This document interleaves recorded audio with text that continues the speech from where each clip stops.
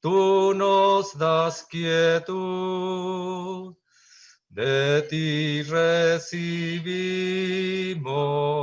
celestial salud. Haznos conocerte, te amaremos más. Sé tú nuestro dueño, príncipe de paz. Descansando en Cristo, tengo siempre paz. En Jehová confiando, hallo gran solaz. Bien, hermanos, tengamos un momento de oración al Señor y quisiéramos pedir a un hermano en comunión que pudiera guiarnos en para esta reunión. Así que, hermanos, un hermano en comunión, y no olvide, hermano, de apretar su botón para que podamos escuchar su oración, por favor. Oremos, hermano.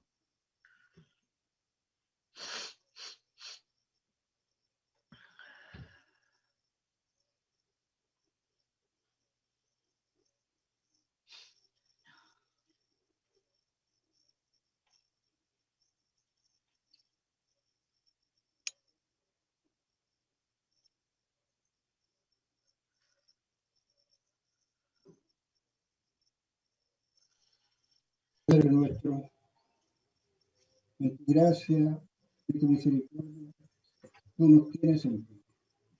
Tú nos has guardado hasta aquí. Bendecimos tu nombre, porque tú eres el único Dios de misericordia, Dios de verdad. También, Padre nuestro, tú eres representado en todo, en la verdad, la misericordia, en el Señor Jesucristo. Y tu Santo Espíritu es el que Padre nos nuestro, lleva a ti. queremos darte las gracias, Padre, por nuestro Salvador en primer lugar. Darte las gracias por tu bendito Hijo, que Él es nuestro Salvador. Y Padre, al pensar en lo que ha acontecido durante todo este día, ya desde la mañana, Padre, te agradecíamos porque pudimos abrir nuestros ojos, pudimos ver un nuevo día. Y sabemos, Padre, que eso es gracias a ti, porque a ti te ha placido que darnos nuevamente esta oportunidad de estar en este mundo, pero Padre, para ser tus testigos, para poder llevar tu palabra, para vivir una vida acorde a lo que tú pides. Y sabiendo, Padre, que las fuerzas que tenemos y que hemos tenido durante este día, tú las has dado. La protección también, la provisión que tú has dado a cada uno de nosotros, en las cantidades que sean, Padre, eso viene de ti. Y Padre, eso nos hace estar contentos, felices, tener regocijo en nuestros corazones, que a pesar, Padre, que tal vez algún día pudiera faltarnos algo, pero tú nunca nos faltarás. Tú siempre estarás a nuestro lado. Aún, Padre, aunque nos encontremos enfermos o pasemos, Padre, por diversas pruebas, sabemos que tú estás allí, Padre, con nosotros. Y podemos decir algo tremendo, que es una tremenda verdad. Eso, Padre, nos basta. Es suficiente para nosotros saber que tú estás con nosotros a cada momento, a nuestro lado. Padre, en esta hora también tenemos alegría porque podemos escuchar tu palabra y sabemos que ella es la que nos corrige, la que nos consuela, la que nos enseña. Es tu palabra bendita que viene de ti. Y Padre, pensamos en el hermano que habrá de hablar. Padre, lo que tú has entregado en su corazón, que sea aquello, Padre, que llega a nuestros corazones para escucharle y estar atentos, no solamente de nuestros oídos, sino con nuestro corazón y con nuestra alma, sabiendo que es tu palabra, que habrá de ser aquel vaso de barro que tú preparaste, el portador de tu bendita palabra. Bendícele, Padre, ayúdale, te lo suplicamos, y ayúdanos a cada uno de nosotros a estar atentos a tu palabra. Gracias, Padre, por esta oportunidad que nos das. Queremos dejar esta reunión en tus manos y lo hacemos agradecidos y confiados, porque lo hacemos, Padre, en el nombre de nuestro Salvador, el Señor Jesucristo. Amén, Señor. Bien, hermanos, es una alegría, un gozo de estar con nosotros, como ya lo ven muchos de ustedes, nuestro hermano Rodolfo Vázquez de la Asamblea en Victoria, de la Asamblea en Victoria, allá en Valparaíso. Así que, hermano, muchas gracias por estar nuevamente con nosotros. Un saludo cordial para usted, su familia y para todos los hermanos de la Asamblea allá donde usted se congrega. Así que, hermano, tiene la libertad para hablarnos del Señor.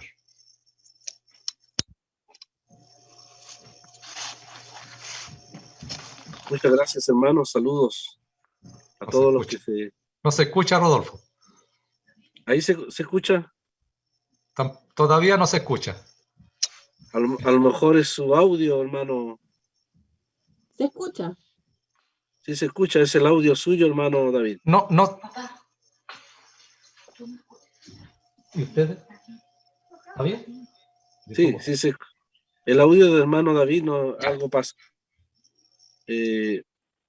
Precisamente estaba orando don Pedro a la entrada, así que podría ser que don Pedro Castillo, a quien saludamos con mucho cariño, también podría quizás orar al final. Es una sugerencia, en vista de los asuntos técnicos que a veces se presentan, ¿no es cierto?, en estas salas virtuales.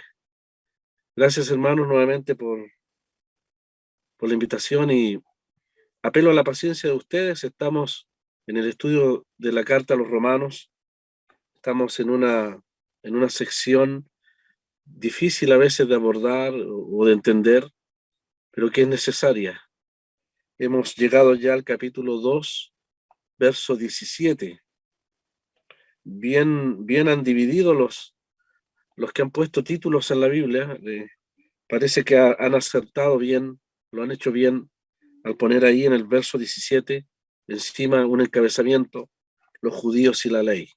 Precisamente porque en el verso 17 hasta el capítulo 3 y verso 8 prácticamente el apóstol Pablo habrá de tratar la responsabilidad de los judíos en relación con el Evangelio. Así que vamos a leer en primer lugar la sección desde el verso 17 hasta el verso 29. Así que los que tienen Biblia a mano podrán leer y los que no, escuchar. Dice así la palabra del Señor. He aquí tú tienes el sobrenombre de judío y te apoyas en la ley y te glorías en Dios y conoces su voluntad e instruido por la ley apruebas lo mejor y confías en que eres guía de los ciegos, luz de los que están en tinieblas, instructor de los indoctos, maestro de niños, que tienes en la ley la forma de la ciencia y de la verdad. Tú pues que enseñas a otro, no te enseñas a ti mismo. Tú que predicas que no se ha de hurtar, hurtas. Tú que dices que no se ha de adulterar, adulteras. Tú que abominas de los ídolos, cometes sacrilegio. Tú que te jactas de la ley, con infracción de la ley, deshonras a Dios. Porque como está escrito, el nombre de Dios es blasfemado entre los gentiles por causa de vosotros. Pues en verdad, la circuncisión aprovecha si guardas la ley. Pero si eres transgresor de la ley, tu circuncisión viene a ser incircuncisión. Si pues el incircunciso guardare las ordenanzas de la ley, ¿no será tenida su incircuncisión como circuncisión? Y el que físicamente es incircunciso, pero guarda perfectamente la ley, te condenará a ti, que con la letra de la ley y con la circuncisión eres transgresor de la ley. Pues no es judío el que lo es exteriormente, ni es la circuncisión la que se hace exteriormente en la carne, sino que es judío el que lo es en lo interior, y la circuncisión es la del corazón, en espíritu, no en letra. La alabanza del cual no viene de los hombres, sino de Dios. De aquí nomás, hermanos, palabra de Dios. En otra oportunidad, seguramente el Señor nos dará la posibilidad de avanzar hasta el capítulo 3, verso 8. Con paciencia vamos acercándonos a las grandes conclusiones del capítulo 3. El gran tema del Evangelio también, que tiene que ver con la justicia de Dios. Hasta el capítulo que hemos leído, hemos visto el propósito del apóstol Pablo de presentar el Evangelio en esta carta a los romanos, en los primeros 3 capítulos, como una verdadera sala de juicio. Una sala donde 3 grandes sectores de la humanidad son examinados por la palabra de Dios, por la creación, por la ley, como dice aquí también la Escritura, y como vimos en otra oportunidad, por la conciencia en uno de los grupos de la humanidad. El primero de ellos fueron, como ustedes recuerdan, hermanos, en esa gran sección del capítulo 1, verso 18, hasta el verso 32, nos parece ver al mundo pagano, al mundo gentil, al mundo sin Dios, sin Cristo, sin esperanza, lejos de la ciudadanía de Israel, apartado de los pactos de la promesa, como dice el apóstol a los Efesios. Es el mundo pagano, el mundo que no tuvo quizás la oportunidad de conocer y saber de Jesucristo en forma audible, ni tuvo las escrituras como nosotros las tenemos, o como el judaísmo las tiene. Ese mundo pagano es ese mundo que tuvo la posibilidad de conocer la grandeza del poder de la deidad de Dios a través de la creación. Han sido declarados culpables porque, siendo que ellos entendieron que detrás de las cosas creadas tan maravillosamente por Dios estaba la huella de Dios, la mano de Dios. Como dice el Salmo, los cielos cuentan la gloria de Dios y el firmamento anuncia la obra de sus manos. Pero la carne del corazón humano, la maldad del corazón humano, caído desde Adán, no quiere la luz de Dios. El hombre no quiere la luz de Dios. No quiere la palabra de Dios. No quiere responsabilidad frente al Creador. Por lo tanto, sus necios razonamientos y sus pobres corazones se envanecieron, dice, y se apartaron de Dios. Dejaron la revelación de Dios. Por eso Dios también los entregó. No quisieron tener en cuenta a Dios. Y Dios los entregó a la inmundicia, dice, a las concupiscencias de sus corazones, de tal manera que deshonraron sus propios cuerpos, dice el capítulo 1. Dios los entregó a pasiones vergonzosas. El Señor no tiene reparos en tachar el pecado vergonzoso como es realmente delante de Dios. De tal manera que aún los hombres dejaron el uso natural de la mujer y viceversa, deshonrando, dice la Escritura, sus propios cuerpos. Lo que es abominación delante de Dios, lo que son pasiones vergonzosas, lo que es contra naturaleza, el hombre hoy en día lo está legalizando. Un testimonio más, hermanos, de lo que ha sido la historia de un mundo, de un hombre caído que se opone completamente a la revelación de Dios, que a lo negro dicen blanco, que a la luz llaman tinieblas, etc. Como no quisieron tener en cuenta a Dios, dice el verso 28, no aprobaron tener en cuenta a Dios. Dios los entregó, definitivamente. Él dejó de sujetar el barco, arrastrado por el torrente de inmoralidad, de rebelión y de maldad en contra de Dios. Dios dejó de sujetarlo, los entregó. Y como los torrentes, ¿no es cierto?, llegan a la inmensidad del mar, así gráficamente las almas se pierden en lo que la Escritura llama la corriente de este mundo. en sus pasiones, en sus pecados, en sus vanidades, en sus ambiciones, en la búsqueda del placer, de la gloria y del poder. Los hombres van siendo arrastrados, toda la humanidad, sin Dios y sin Cristo, finalmente a la eternidad. Pero aún así, en medio de esta situación tan lamentable, juzgados por la misma creación, se predica el Evangelio. La verdad de Dios se ha revelado. Y ese es el gran tema de este precioso libro. En el capítulo 2, verso 1 hasta el verso 16, hay un grupo de personas que les hemos llamado los moralistas, los decentes de este mundo, que incluye también a los judíos, podría incluir también a los sabios del mundo oriental, a aquellos que buscan la perfección, el autodesarrollo, buscan potenciar el corazón humano en la moral, en la ética, sin Dios, fuera de la palabra de Dios. Los mismos griegos avanzaron en cierto conocimiento. El mismo Sócrates hizo un listado de lo que debe ser la conducta ética del hombre. Bueno, a esas personas también hay un juicio. También han sido sentados en el banquillo. Y lo que los ha condenado, o el fiscal que los ha acusado, ha sido la conciencia. Porque juzgando a lo mejor los actos malvados en otros, la palabra de Dios nos ha hecho examinarnos respecto a que nosotros también hacemos las mismas cosas.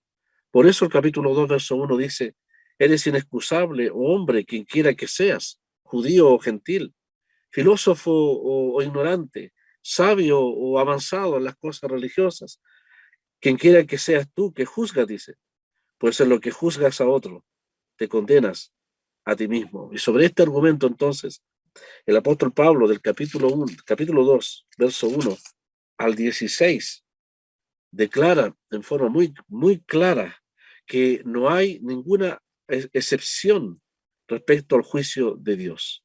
Hayas pecado mucho o hayas pecado poco, el pecado es una ofensa delante de Dios. Moralista o no, religioso o no, malvado o consagrado al pecado o no, todos tendremos que, dice la palabra del Señor, ahí en el verso 16, habla del día en que Dios juzgará por Jesucristo los secretos de los hombres, conforme a mi evangelio. Y Pablo ha revelado algo realmente tremendo, que debiera hacer estremecer a todo ser humano, y es el hecho de que en aquel día la conciencia grabada, Dios graba todo. Si el hombre es capaz de grabar todo, si usted es capaz de hacer un correo, el delincuente es capaz de hacer una llamada y queda registrada. Si alguien quiere borrar un correo que no le conviene, queda registrado. Hay lugares lejos de este país, en otros países, donde los bancos de memoria graban todo lo que usted escribe y todo lo que usted también, los correos que usted borra, una y otra vez. Pues en la memoria de Dios también estará la conciencia, dice, la conciencia dará testimonio, acusando o defendiendo los razonamientos. Todos los razonamientos que el hombre ha ido desarrollando a través de su vida. Cada acto en que la conciencia acusa o aprueba queda registrado, hermanos y amigos, en la memoria eterna de Dios. De tal manera que en aquel día Dios no va a necesitar ponerle una grabadora al que está sin Cristo en el día del juicio. No va a necesitar mostrarle una serie de correos, lo digo con reverencia. Será la misma conciencia en nosotros que ha quedado registrada en el corazón del hombre y en la mente y en la memoria de Dios. La conciencia acusará en el día del juicio a los seres humanos. El pecado de los hombres acusará al pagano. La rebelión, la maldad, la inmundicia acusará al pagano en aquel día. La conciencia lo hará con el moralista o religioso. Y ahora en el verso 17, amigos y hermanos, tenemos un tercer grupo. Aquí estamos frente al más privilegiado de todos. Aquí estamos frente al judío. El judaísmo. Cuando hablamos de judaísmo, suena la palabra privilegio.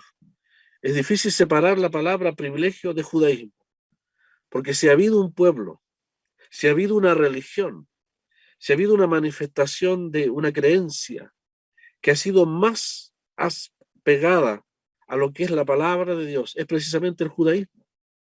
Porque vamos a ver más adelante, el apóstol Pablo tiene mucho cuidado, porque también está escribiendo a judíos de no desechar completamente los privilegios que ese pueblo tuvo. Pero Pablo tiene con mucha firmeza la decisión de enseñarles que esos privilegios precisamente pueden ser un engaño. De tal manera, amigos y hermanos, que lo que hemos leído del verso 17 al verso 29 tiene que ver con el engaño de la religión, con el engaño de los privilegios, con el engaño de la luz que tú puedes tener, pero que no necesariamente es una luz o es una verdad o una palabra que ha afectado de manera real en tu vida. Si la ley de Dios, los mandamientos de Dios, la palabra de Dios y aún la circuncisión como un rito eran los privilegios del judaísmo, pero no cambió los corazones de ellos, no porque la palabra no tuviese poder, sino porque el corazón del hombre es engañoso.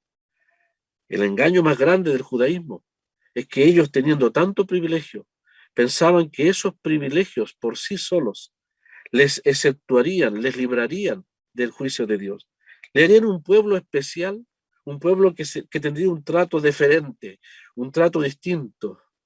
Eran, y lo voy a decir sin que se rían, eran un pueblo VIP, ¿no es cierto? Un trato para personas VIP, personas muy importantes. Ellos pensaban que eran una clase especial, importante, delante de Dios. Pablo les va a demostrar que no, que al contrario, que tener el privilegio de la ley y la revelación de la palabra de Dios y los profetas y ser parte del pueblo de Dios les hace mucho más responsables que el paganismo y que los moralistas del mundo griego, les hace más responsables, porque a mayor luz, mayor responsabilidad delante de ellos. Por eso, hermanos, en esta porción del verso 17 al verso 29, tenemos dos grandes privilegios que Pablo ataca firmemente, con mucho respeto, con mucho cuidado, pero que mina totalmente el falso fundamento, derrumba el falso fundamento del pueblo judío, del judaísmo especialmente, en estos dos privilegios. El primero de ellos es la ley, claramente dada en el monte Sinaí a través de Moisés, la ley y todo lo que significa el conjunto de enseñanzas rituales, todo lo que tiene que ver con el templo, todo lo que tiene que ver con el culto, con todo el sistema levítico, todo lo que tiene que ver con la ley misma, no solo los 10 mandamientos, sino el conjunto de leyes plasmadas en el Antiguo Testamento, especialmente Éxodo, Levítico, Números y Deuteronomio, los 4 importantes libros del pueblo de Dios, y toda la multitud de enseñanzas que encontramos en los profetas. Pero el privilegio y la gloria más grande del judaísmo era tener el culto a Dios, el templo, el arca, el sacerdocio, todo aquello era su gloria, pero especialmente la ley. Esa ley, hermanos, vamos a ver que en vez de salvarles les va a condenar. Y ellos se van a engañar en ese equivocado pensamiento. Precisamente será la ley el fiscal poderoso que acusará al judaísmo de la inconsecuencia de pensar que ellos escaparán del juicio de Dios, que pueden pecar, que pueden seguir su conducta y que Dios no les juzgaría con la misma vara, con la misma severidad, con el mismo parámetro de la santidad y la justicia de Dios. Y en segundo lugar está, del verso 25 al verso 29, está el rito o la práctica, el ritual de la circuncisión. De la circuncisión. Los hermanos entienden que la circuncisión era un corte de un pedazo o de un pedazo de la carne, ¿no es cierto?, en el miembro viril del hombre, en la parte del niño pequeñito, ya pequeñito, en su parte viril, la ley demandaba que fuese cortado lo que se llama el prepucio de los niños, especialmente los varones. Era una señal que Dios dio a Abraham antes de la ley, que era una evidencia física de lo que debiera ser realmente el verdadero carácter del corazón de los descendientes de Abraham, del judaísmo mismo, un pueblo de fe, un pueblo que confiase en las promesas de Dios. Pero ellos confiaron más en la circuncisión que la fe misma, en la palabra de Dios.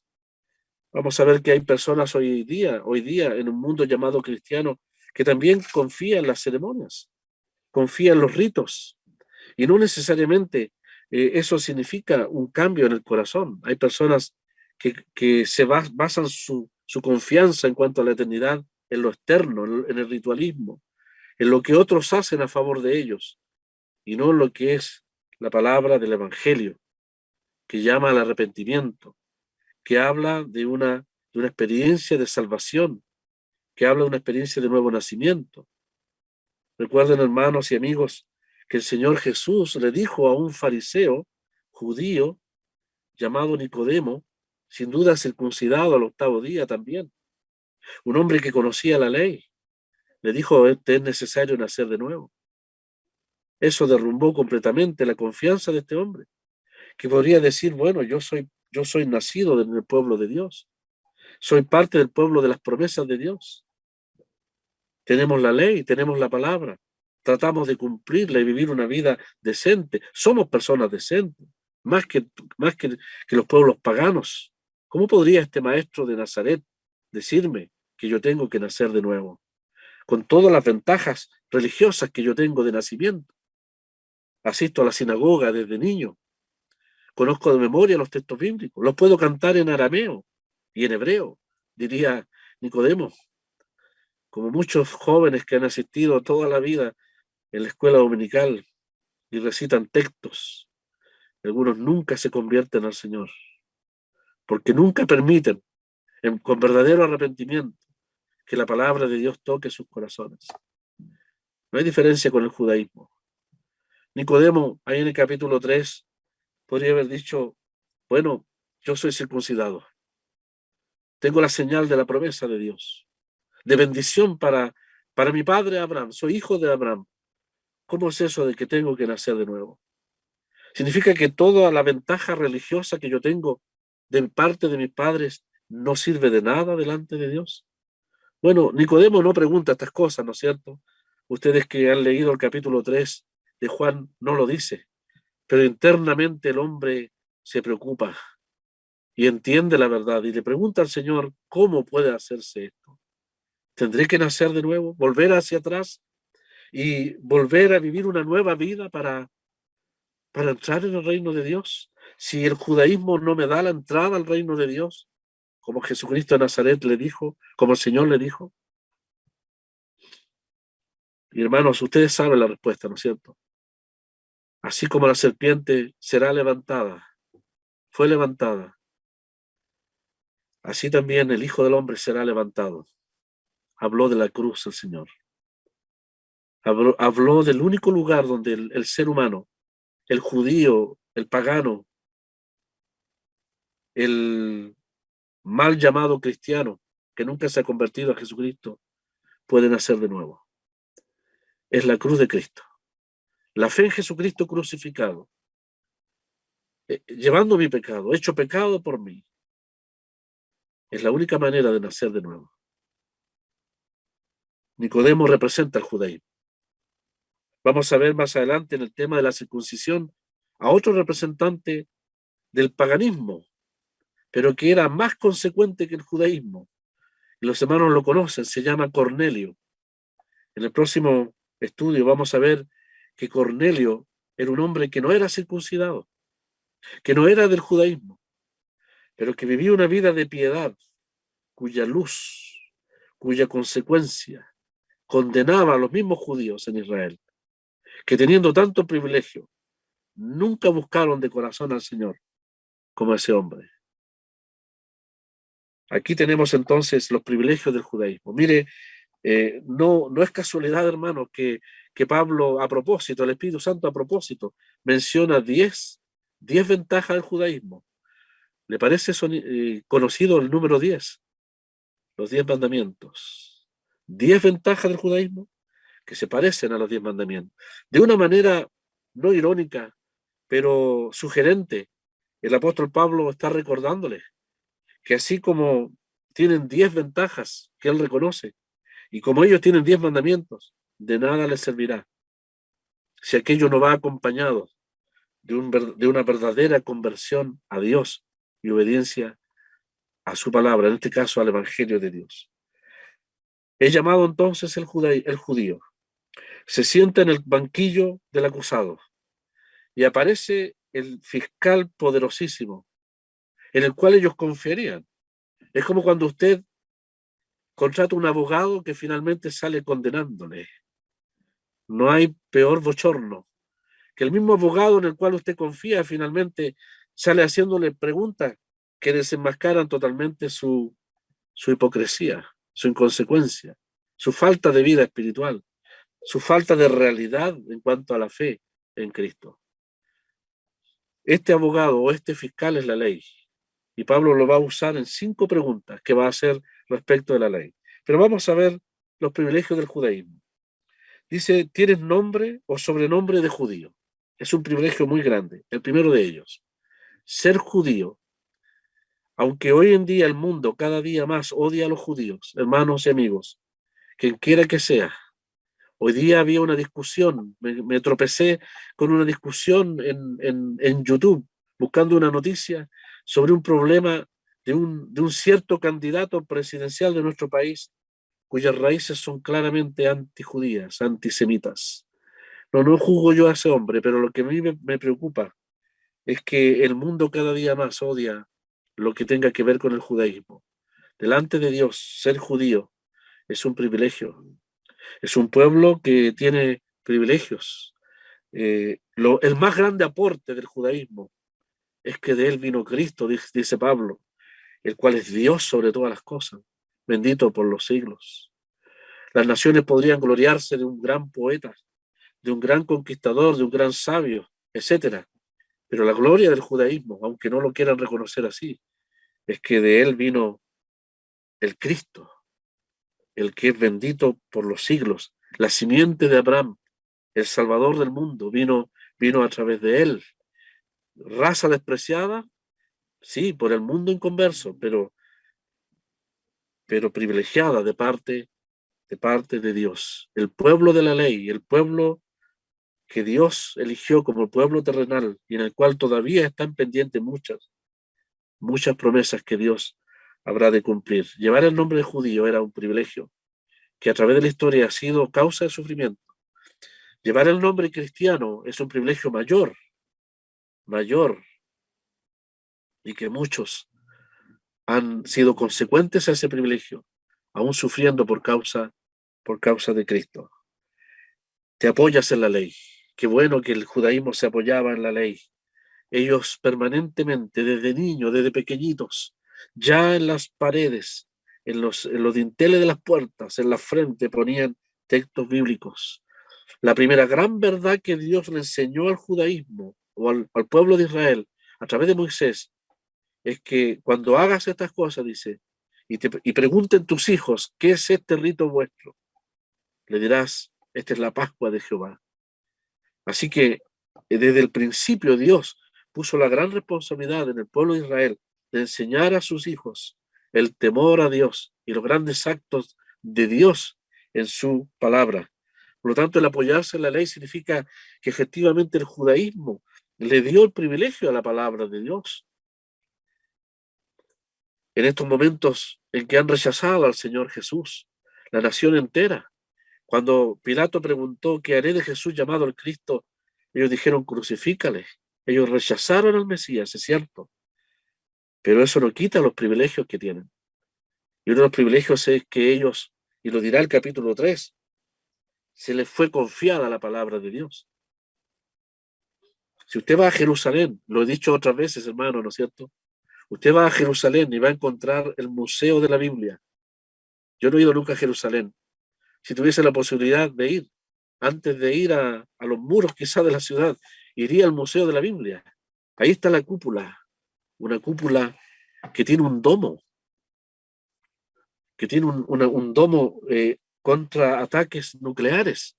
Allí está el maravilloso libro de Isaías, los 8 capítulos, los 66 capítulos completos, un rollo de 8 metros. Están todos los rollos de Qumran, los rollos de los profetas, el tesoro más grande para el pueblo de Israel.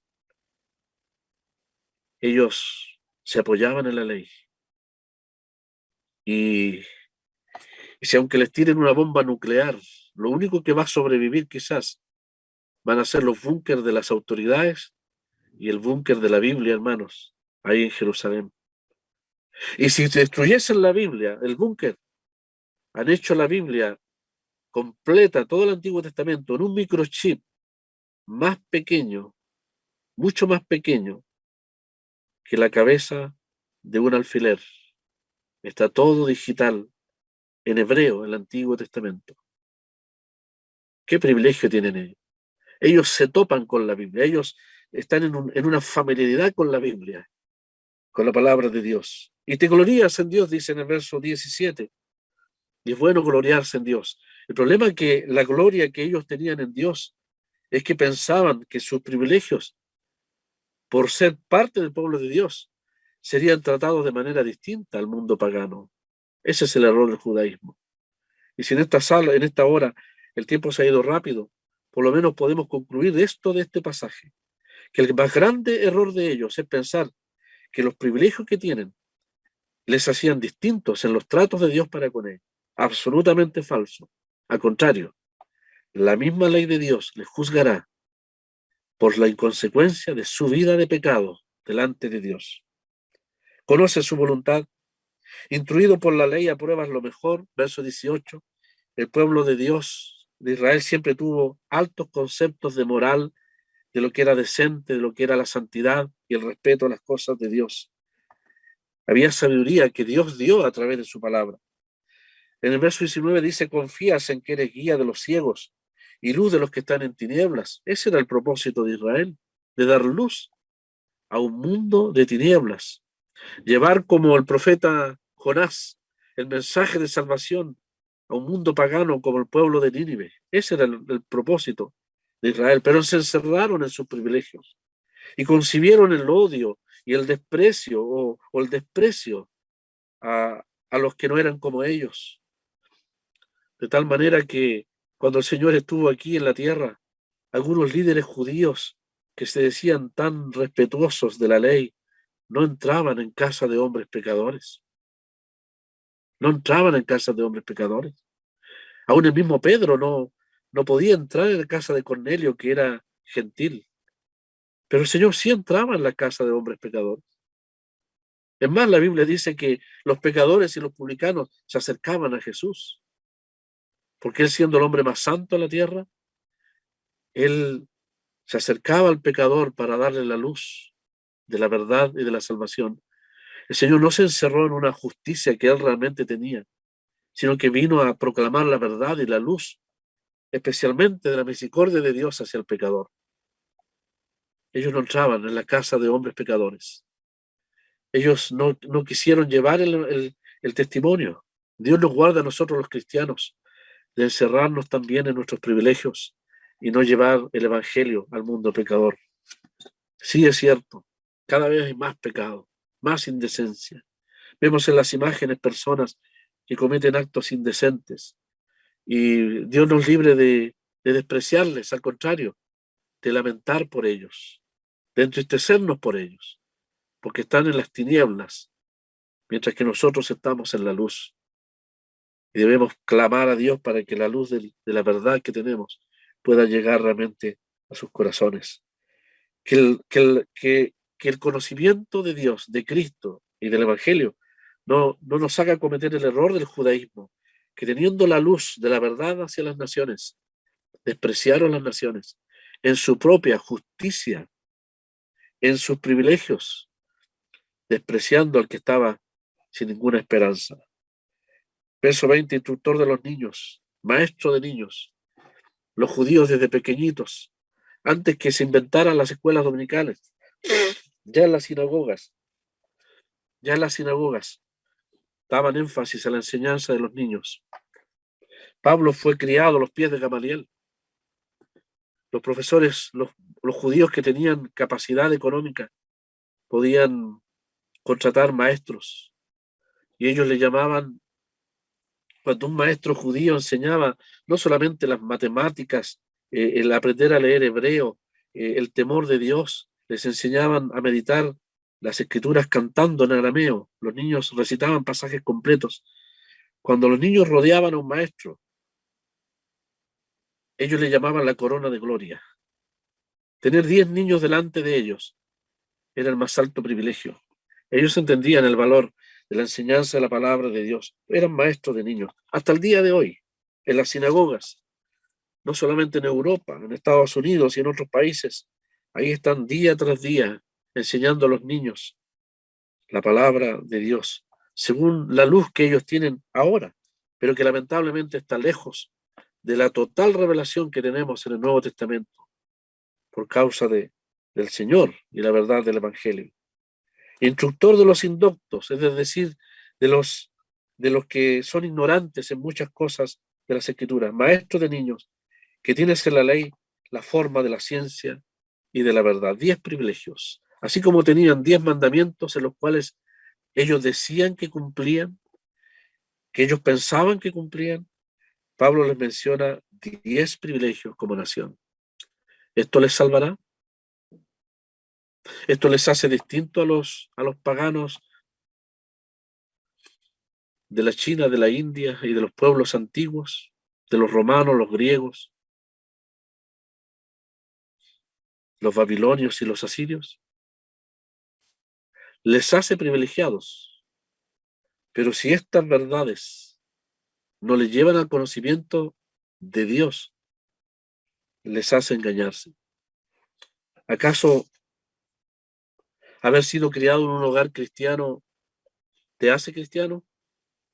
Asistir a la iglesia como un judío que asistió a la sinagoga desde chiquitito, y algunos inclusive le ponen los gorritos negros, la ropa negra y esos cachirulos, ¿no es cierto?, ahí en las patillas, lo visten como judío. ¿Pero será judío realmente delante de Dios? ¿Vestirse de judío te hará judío? Vivir en un hogar cristiano te ha hecho cristiano? Jamás. Estar en una iglesia donde se enseña buena doctrina te hace salvo, te hace privilegiado y responsable. Participar activamente en una iglesia donde tú asumes el lenguaje cristiano y cantas, hasta puedes tocar un instrumento en una iglesia, en algún lugar, en una denominación. Puedes participar activamente y decir amén, y tomar el lenguaje cristiano y dar bendiciones y tratar a los demás como hermanos. ¿Eso te transforma en cristiano? El bautizarte te hará cristiano. Y en el caso del judaísmo, estar leyendo la Torá o la ley y los rollos todos los días, ¿les haría realmente judío? Pablo al final de este pasaje dice, ¿quién es el verdadero judío? El que lo es del corazón. ¿Para quién aprovecha la circuncisión? ¿Para el que tiene un corte en una parte de su cuerpo? ¿O para el que de corazón realmente cree la palabra de Dios y ama las promesas de Dios? ¿Quiénes son cristianos? El hijo del creyente, el que asiste a la iglesia, el que va a la escuela dominical, el que comparte con los hermanos aún en un tecito, en las reuniones del Evangelio. Hay gente tan privilegiada en el pueblo de Dios. Nuestros hijos son tremendamente privilegiados. Pero si no se convierten a Jesucristo, todos esos privilegios les condenarán más severamente que la maldad o la ignorancia de los hogares que nos rodean en nuestra propia población. Esos amigos, vecinos, que viven una vida de ignorancia absoluta, de hogares destruidos, arruinados por el pecado, tendrán menos severidad que aquellos que en decentes hogares cristianos, con padres cristianos, con privilegios en un ámbito de cristianismo, nunca se convirtieron al Señor. Y el judaísmo cayó en el mismo error de pensar que eran hijos de Abraham, hijos de padres piadosos, leían la ley, hasta tuvieron la oportunidad de leerla a los 12 años, los varoncitos, y las mujeres también escuchar, como hacían los judíos. Vistieron ropa de judíos, pero eran pecadores también. Ellos escuchaban que no había que adulterar. Y claro, no eran adúlteros porque se iban con otras mujeres. Eran adúlteros porque, como enseñó el Señor, también desearon en su corazón a otras mujeres. Eran adúlteros no por práctica externa, sino por concebirlo en el corazón. ¿Tú que predicas que no se ha de hurtar, hurtas? Hermanos, con toda claridad, si hay una mancha en el judaísmo, es el amor al dinero. Si hay un mal testimonio del judaísmo, es el aferrarse, ¿no es cierto? La historia. Quizás en ese sentido tiene responsabilidad. Les compara a la usura, a lo implacable, a lo sin misericordia, cuando se trata del dinero. Aferrarse al dinero. El Dios de ellos no es el Dios de la Biblia, no es la ley, es Mamón, es el Dios del dinero. No es casualidad que la mayor parte del judaísmo, que ni siquiera quiere saber de las cosas de Dios, son los que más bienes tienen en este mundo, porque ese es su Dios. Y si no son ladrones consagrados, de alguna u otra manera, sus corazones ambiciosos, de alguna u otra manera, les acusa la palabra de este pecado tan grave que es el hurto.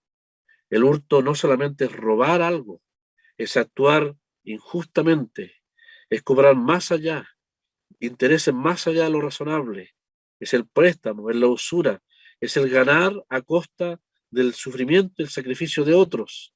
No estoy hablando de política, estoy hablando de la práctica del mercantilismo sin corazón, del cual lamentable y tristemente el judaísmo se ha hecho famoso en la historia. Tú que dices que no se ha de hurtar, ¿hurta realmente? ¿En todas tus relaciones comerciales y sociales hay honestidad? ¿Hay transparencia en tu vida? No la hay, no la hay, dice la palabra. Tú que adulteras, y claramente el adulterio nace en el corazón. Tú que abominas de los ídolos, cometes sacrilegio. Esta expresión es difícil de entenderla, pero se dice que en la antigüedad los judíos no adoraban los ídolos, pero vendían los ídolos. Eran intermediarios de la idolatría, aunque no la adoraban. Total, sabían que los ídolos no eran nadie, así que si alguien venía y traía un, un, un ídolo de oro de Afrodita y la vendía en el bazar del judío, ellos lo recibían y lo revendían. No lo adoraban, pero lo revendían. Cometían sacrilegio. Cometían sacrilegio. Conozco una persona que una vez en un cierto lugar tenía un ídolo, una cruz en forma de ídolo, de oro precioso. Podría haberla vendido, ¿no es cierto? Y haber sacado mucho dinero. Pero como cristiano lo mandó a fundir. Porque sacar dinero de algo que es un ídolo para que otro lo adore es un pecado, eso es sacrilegio. El judío no lo mandaba a fundir, lo vendía tal como estaba. Y si el ídolo estaba bien tallado, mejor. Si era una obra de arte, más dinero sacaba, que en consecuencia de ellos. También nosotros podemos caer en consecuencias semejantes. Tú que te jactas de la ley, con infracción de la ley, deshonras a Dios. ¿Qué fiscal? Mire, este fiscal, y con esto terminamos, llamado a la ley, hace 5 preguntas y desarma completamente toda la falsa confianza de todo el judaísmo en estas 5 preguntas. Porque como está escrito, termina el verso 24, el nombre de Dios es blasfemado entre los gentiles por causa de vosotros. El mundo gentil, las naciones vieron la inconsecuencia de este pueblo. En muchos aspectos, de falta de transparencia, de probidad, de consecuencia. No podemos juzgarlos a todos. Han habido en la historia hombres sinceros. Seguramente ahí en Brooklyn, ¿no es cierto?, donde están la mayoría de las sinagogas del judaísmo, habrá gente sincera. Sé de una iglesia que hay ahí, donde todos los días hay una asamblea cristiana en Brooklyn, donde todos los días pasan los judíos con sus niños y sus coches, y las mujeres con su excelente manera de vestirse en gris o en negro, con una elegancia, con una prestancia que sería propia de las cristianas, y miran hacia adentro cuando los creyentes ahí están cantando al Señor. Pero no pueden mirar y no pueden quedarse. Se van rápido. Quiera Dios algún día que la luz de ese lugar les ilumine. Imagínense, hermano, una asamblea en pleno barrio judío. Han querido ofrecer millones de dólares a los hermanos allí. Los hermanos nunca han querido venderla, porque saben que aunque no entren, esa luz del Evangelio estará allí. Algún día uno de ellos entrará.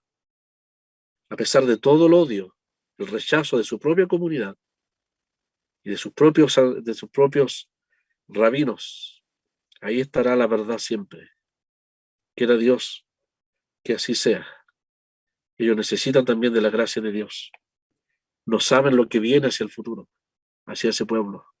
Dios va a tratar con ellos, pero después de grandes tribulaciones y aflicciones. Hoy en día, ellos practican una religión visible, pero no tienen nada del Señor.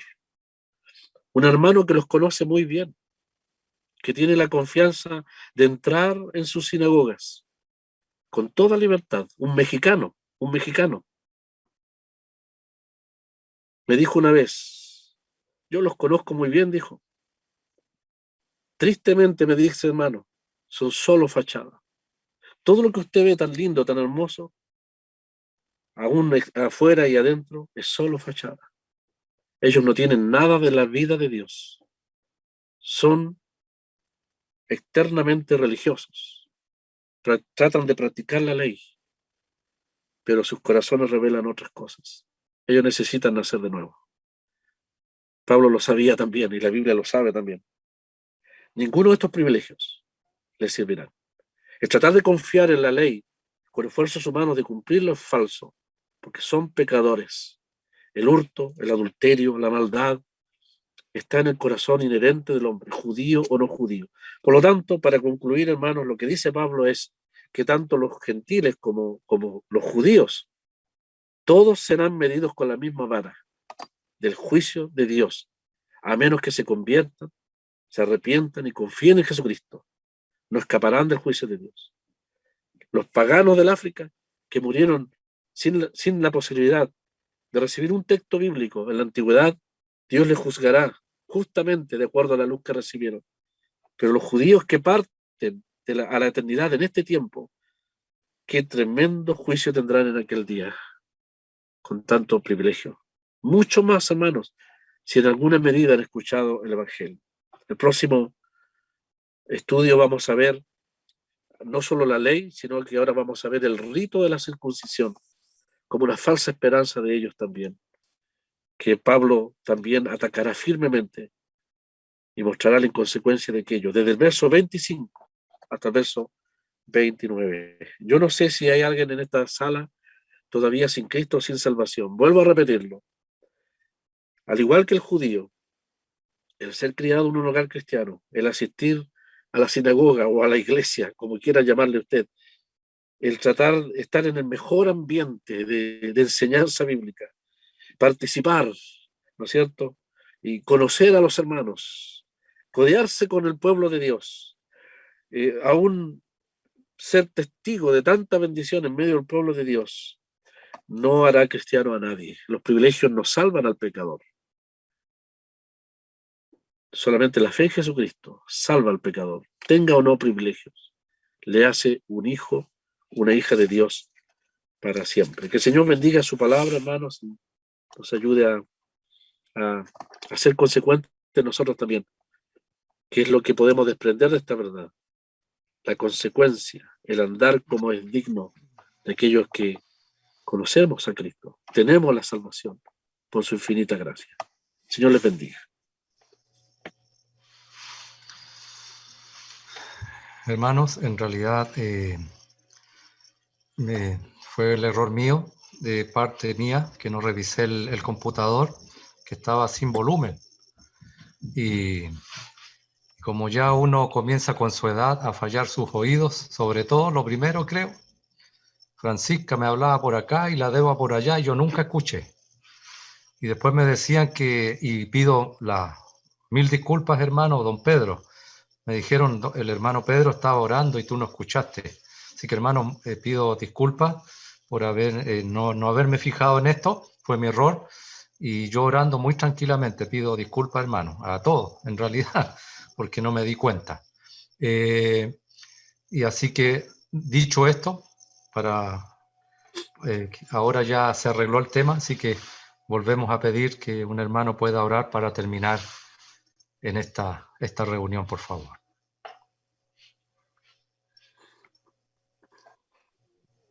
Nuestro Padre, damos gracias siempre por el Señor. Y aún más, en este momento, una declaración de tu palabra. Una responsabilidad que tú nos has dado a cada uno de nosotros. Porque siendo alejado, muy alejado del pueblo de Dios, tú nos buscaste por medio de tu Hijo amado, el Señor Jesucristo, y nos salvaste conforme a tu buena voluntad. Damos gracias, nuestro Padre, por tu misericordia, por tu verdad manifestada en el Señor. Y damos gracias por la actuación de tu Santo Espíritu en cada uno de nosotros. Y también en la dirección de tu palabra en esta noche. Nos hace conscientes de lo que estamos viviendo y cómo debemos vivir. Padre, queremos rogar a ti que tú nos guardes, que tú nos bendigas a cada uno de los creyentes que estamos escuchando tu palabra. Pero también, seguramente hay personas que no tienen al Señor. Queremos que la luz del Evangelio, penetre en su mente, en su corazón, para salvación. Y también encomendamos, Padre, a los enfermos. Hay muchos enfermos en tu pueblo. Queremos que tú los guardes, los bendigas, seas con ellos. Y también rogamos por nuestras autoridades, para que tú les des la luz, el entendimiento, para gobernar. Como tu palabra nos dice, a ti te agrada que oremos por ellos y hagamos rogativas para que vivamos quieta y reposadamente. Nuestro Padre, gracias damos nuevamente por el Señor y gracias por tu buena voluntad para con cada uno de nosotros. En el nombre del Señor Jesucristo. Amén. Amén, amén, Señor. Bien, hermanos, damos las gracias nuevamente a nuestro hermano Rodolfo con seguir con el estudio de Romanos. Y en realidad uno se da cuenta al mirar las escrituras lo que la misma Biblia dice. Tan tremendo fue lo que el Señor le dijo a los judíos un día, y que es una tremenda realidad por lo que hemos escuchado hoy día, que eran como sepulcros blanqueados, llenos de huesos de muertos. En realidad, qué tremenda es la condición de ellos. Como dijo Rodolfo, son más responsables. El que mientras más luz tenga, más responsable se hace. Así que damos las gracias, hermano, por su palabra en esta noche. Queremos que sea el portador de los saludos de la Asamblea de Quintero, la Asamblea allá en Valparaíso, a todos los hermanos. Así que muchas gracias, hermano. También damos las gracias a nuestra hermana Marina Herrera, de la Asamblea de Conchalí, allá en Santiago, a nuestra hermana Lili Vázquez, de la Asamblea de Valparaíso, a nuestro hermano don Pedro y su esposa, la señora Norma, de la Asamblea allá en la Florida de Talca. Bueno, a nuestro nieto, que es un fiel asistente a las reuniones.